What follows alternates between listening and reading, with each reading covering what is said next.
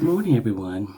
I want to take a moment to reintroduce to you one of our programs that we haven't been airing for a while, which is called Couch Talk. One of the things I realized after we had finished our discussion, that oh man, we should share this on Couch Talk because we've been talking for a minute about restarting Couch Talk again. And so I realized that one of the things that we had not have done even when we initially introduced that program is we have never explained the premises behind Couch Talk and how it even was born, so to speak. So I'm gonna take just a minute to explain that, and then after I get done, we're gonna go into our first episode in about 4 years, I believe it has been.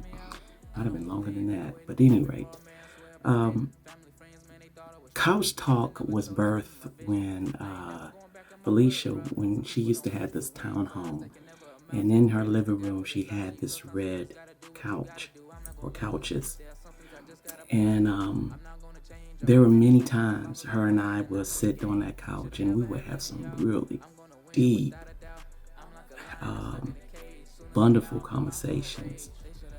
And at some point, I kept hearing myself say after we got done talking or discussing whatever it was that we were discussing, man, so and so would have really benefited from this conversation, or this group needs to hear that, or um, this person who was going through that situation, or a couple who was going through that situation, could really benefit from this conversation.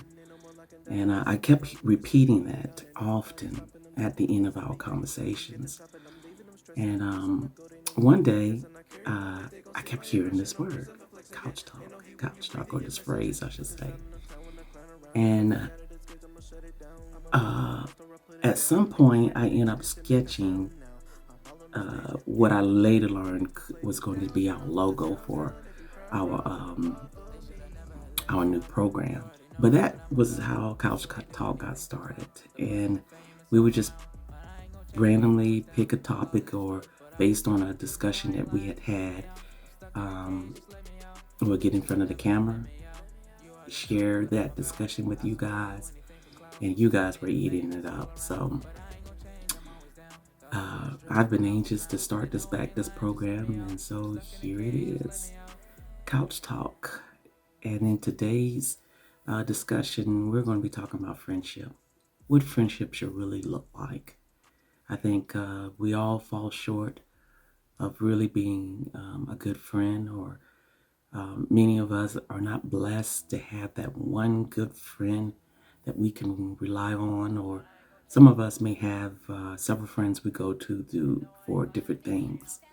But when you are blessed to find a relationship like Naomi and Ruth, or Jonathan and David, that's closer than a brother, man, that's a friendship you want to keep forever. And so that was what our discussion was recently. And I'm going to share some excerpts from that discussions. And at the end of the discussion, I said to her, I said, man, this was a pretty deep conversation, and it's one of those couch talk discussions that we should share. And then we talked about that a little while, and I said, you know what? Let's share some of the audio information, the audio discussion that we talked about in this discussion, and then allow others to benefit from that discussion. All right, so here's that discussion between Felicia and I on Couch Talk. What true friendship should really look like. I appreciate you, Deidre. I really do. Okay. I appreciate your loyalty, your faithfulness, your devotion. I appreciate your steadfastness. I appreciate your heart, the goodness of your heart. the veracity, the integrity of your heart. I know you don't come across many yous in this life, and to have one close to me like you is a blessing. I appreciate it. You know, your strength. You don't understand that sometimes I have to look at you, and I see you and your strength, and I'll be like, and I'm whining for what I'm whining because of this. And I just appreciate you. I appreciate you, how you encourage me and push me on, and and you believe in me. And I'm just grateful to have a friend like you, a true friend. If I could, Deidre, if I didn't have any husbands, like I'm have too many husbands. If I didn't have I a was about to husband, ask I what didn't have a, huh? I was about to ask what husbands? If I didn't have a husband, I didn't have children. I meant to put the plural form on the children, children, or anything like that. I mean, I would leave everything that I have to you because I know you. And I know that ain't what you about. And I know you'll do what's right with whatever I leave you. And you would even try to give some to my family. I know you. Even if I say you don't even have to go that route. But you'll still try to give to my nephew and so forth. So I just I aspire to be like you in certain areas in my life that I know I am not. I am not.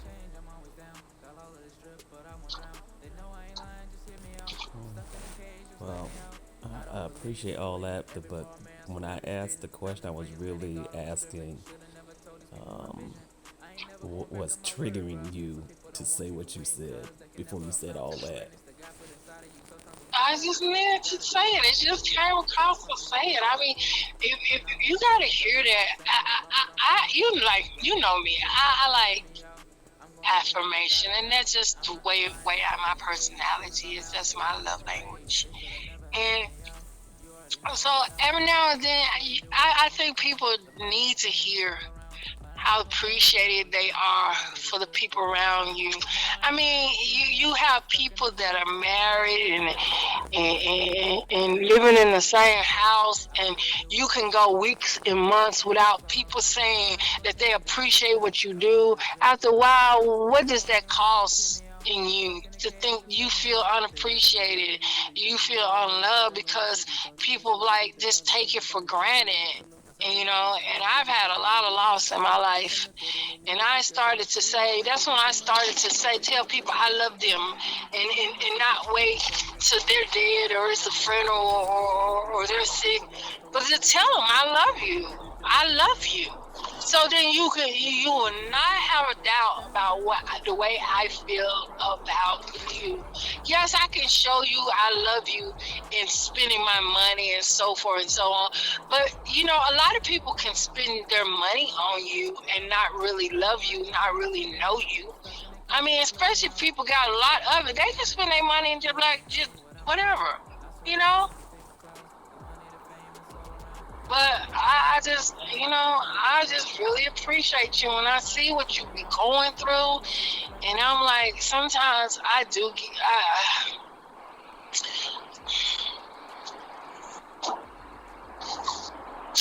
You just needed to hear it.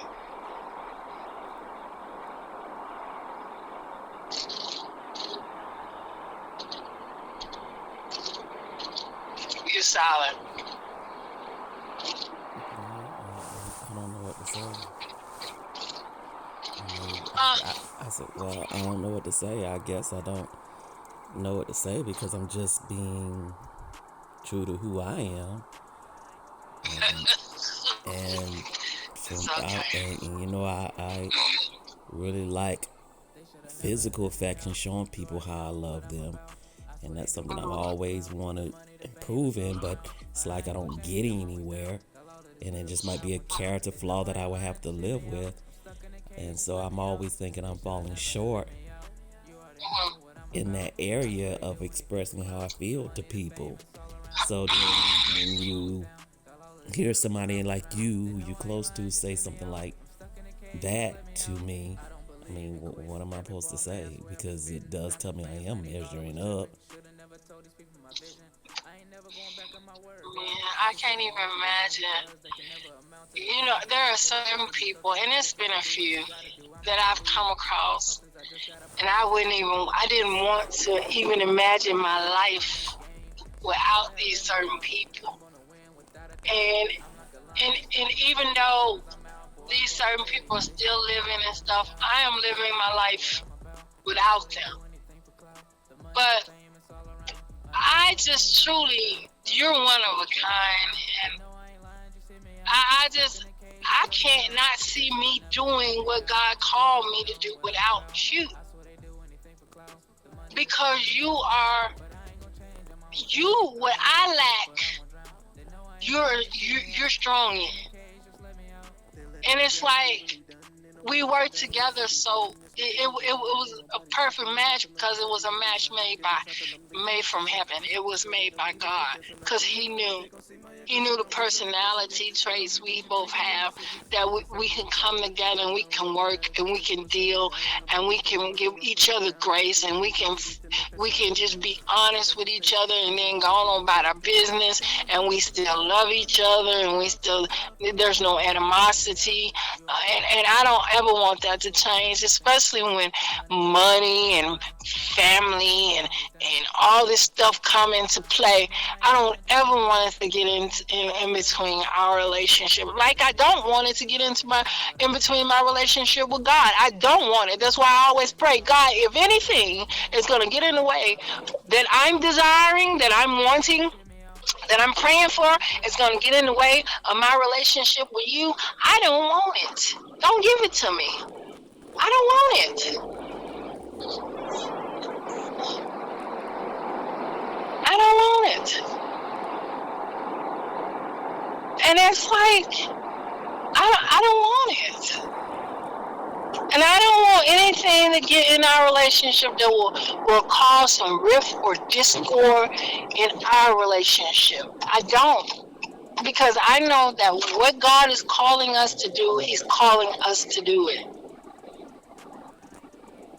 And I don't want people, outsiders who haven't been here for day one, coming in, putting in their 2 cents, trying to cause discord when God has already spoken and said what it is.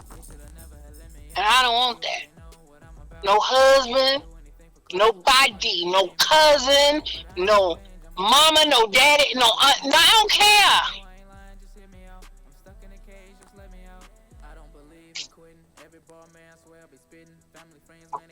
No daughters. It doesn't matter.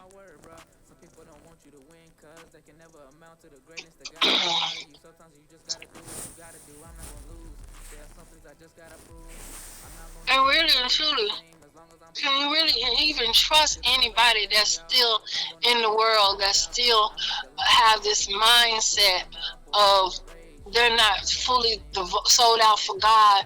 They don't even think that they need God, because they're living their lives as if they don't need Him. And yet, stuff happens when it's opportunity. They try to step in and try to sow discord where discord never was. I mean, because they only want what they want, and so they wreaking havoc in a situation that's already stressful. They're wreaking havoc in a situation that's already difficult, but all they see is themselves and what they can get out of it. I don't want. That's why I'm gonna make sure my stuff is ironclad, so that it doesn't matter. What I say is what it is, and you can huff and puff and do all these things you can do. At the end of the day, these are my wishes. It's not mine anyway. It's God. So I'll give it to whomever God tell me to give it to. I'm sorry. As close as we are, one of the things that you and I have never done is we never put the other person in a position to do something that was not good for them. Versus Why? versus supposed to be good friends, but you're encouraging each other to smoke, drink, and what have you. Is that really a good, healthy relationship? So I said all that to say, because I know you're a private person, but I was like, this is the type of stuff that needs to be recorded and shared. Just that segment of, and given a title such as what friendship looks like or sounds like or whatever the case may be. I don't know what a title would be, and share it on Couch Talk. Even if I just share an audio version of it. But I was like, Felicia probably won't let me share it, but I really do think it should be shared, that piece of it. But it also triggered me to say we really do need to start back Couch Talk. Just set up the cameras and just talk. No planned script. Just talk off the top of our head and then pull whatever the best part out of it. Yeah. I mean, I'm not opposed to it. That's one of our minute,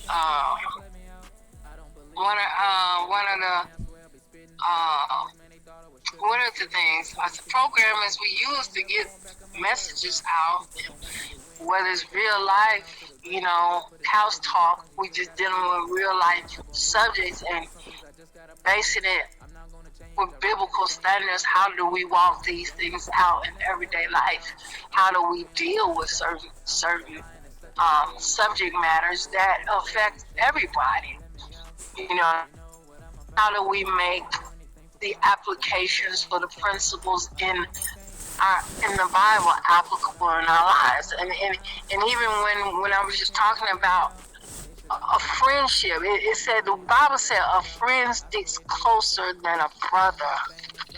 And so no greater love does a friend has than this, and that he lays down his life for it. No greater love does a man have than this, and that he lays down his life for a friend. So you see that a friend is selfless, and a friend is self-sacrificing when dealing with a friend. And so if you take those two scriptures right there and then see that, I see that in you, because you are sacrificing. I look at all the times through the years, the things you have sacrificed to help me, the things you have sacrificed, even if the fact that I know Newford and God had a hand in too, but Newford is both of ours, but you sacrificed a career, earnings that you could have your own stuff by now, and yet you sacrificed it because you tapped into the vision that God gave me. God gave me the vision. I tried to make it plain to you, and I kept and you in the beginning. I know you just pacified me. But then you start catching hold of the vision because God started revealing things to you as well. And so when I look at this, and I look at the word and I look at you, it's like, you are really truly applying the word in your life, in your character and your makeup, and it's just amazing to me, because I'm gonna tell you something. Majority of people who have been through what you have been through, and even some that come into Christ, they still have bitterness and anger and unforgiveness in them that causes them to be guarded and causes them to, let's just face it, to be mean and nasty. And yet this horrible thing that happened to you allow God to heal you, and you didn't allow it to turn you into something that God never intended you to be. but you have learned from it, and you have developed compassion from it, and you have developed a heart for people, a caring heart. And I see all this, and I admire this. I'm in awe of this, because certain things, hey, God, I say, yo, you know me, God. I can't front. It couldn't have been me. I can't front.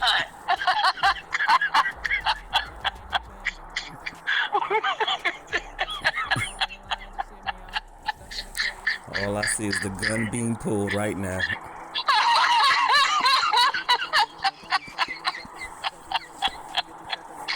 And your auntie say, who called that child? Who called that fool?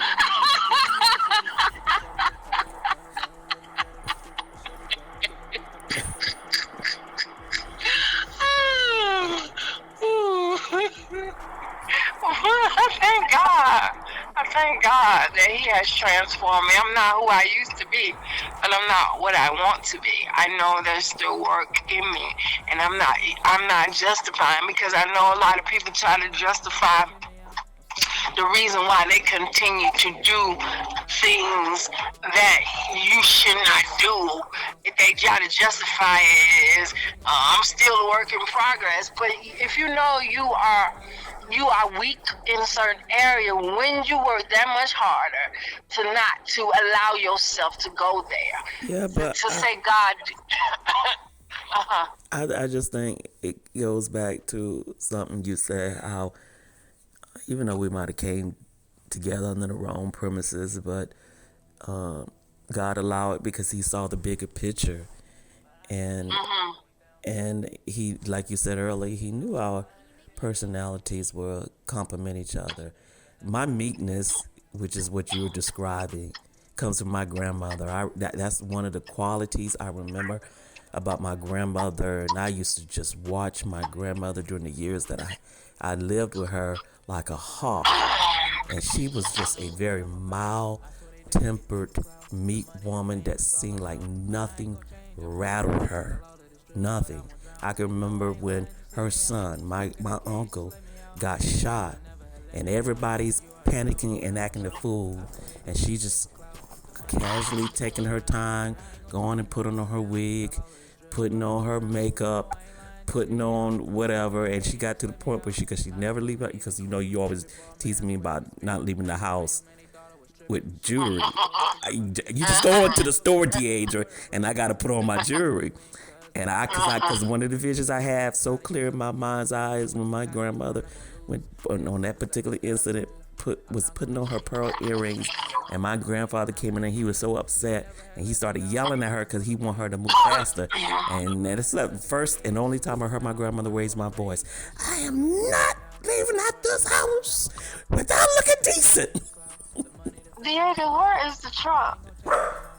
Oh, in the garage.